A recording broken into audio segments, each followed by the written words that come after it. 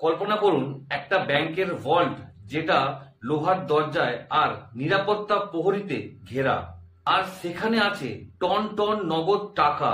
এবার ভাবুন, কেউ যদি ব্যাংকের দরজা ভাঙতে না গিয়ে মাটির নিচ দিয়ে টানেল খুঁড়ে ঢুকে পড়ে এবং চুরি করে নিয়ে যায় $70 মিলিয়ন। ওনার মতো সিনেমার গল্প, তাই তো?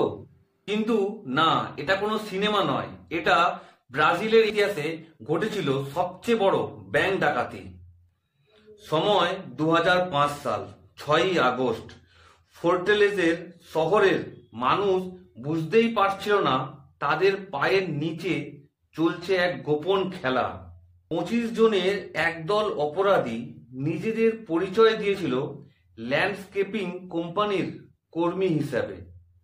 তারা ভাড়া নেয় ব্যাংকের কাছেই একটি ছোট্ট দোকান ঘরে। দিনে তারা গাছ লাগানোর ব্যবসা করত, আর রাতে গোপনে মাটির নিচে 78 মিটার লম্বা টানেল খুঁড়ত। টানেলের ভেতরে ছিল লাইট, ফ্যান, এমনকি কাঠের সাপোর্ট, যেন কোনো ইঞ্জিনিয়ারিং এর প্রকল্প চলছে। প্রায় 3 মাস ধরে খননের পর এক সপ্তাহান্তরে তারা পৌঁছে গেল ব্যাংকের ভল্টের নিচে।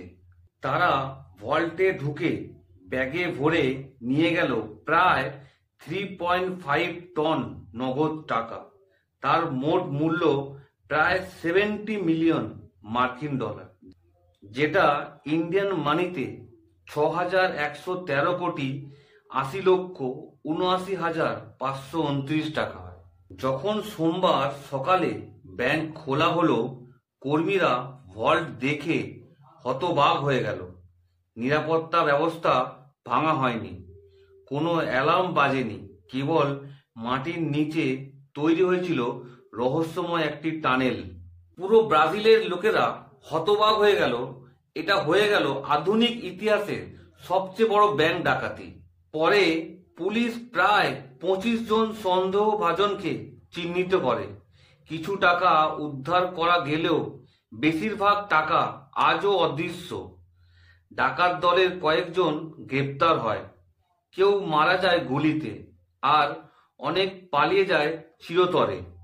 একটা ব্যাংকের ভল্ট যেটা ভাঙতে বোমাও লাগে না, মাটির নিচের টানেলেই যথেষ্ট ছিল ইতিহাস বদলে দেওয়ার জন্য।